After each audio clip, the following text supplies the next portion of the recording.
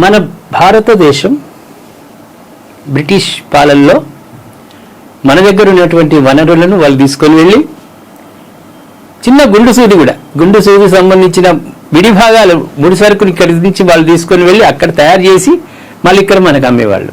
ఆ దుస్థితి నుండి స్వాతంత్ర్యం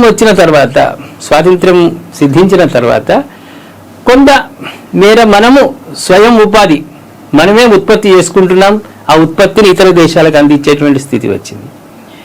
గత 15 సంవత్సరాల నుంచి నరేంద్ర మోడీ నేతృత్వంలో ఏర్పడ్డటువంటి బీజేపీ ప్రభుత్వం, ఆయన మోడీ గారి దూరదృష్టి, భవిష్యత్తు భారతదేశం ఏ విధంగా ఉండాలి అనే ఒక దూరదృష్టితోటి ఆలోచన చేయటం వలన మనం పెట్టుకునే వాచ్లు, మన ఇంట్లో ఉండే టీవీలు, ప్రతి వస్తువు కూడా made in Japan, made in America, లేకుంటే మేడ్ ఇన్ చైనా.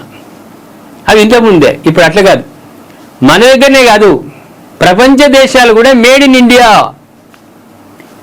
ఇండియా వస్తువులు వాడేటువంటి స్థితికి ఈరోజు మన భారతదేశం చేరుకుంది.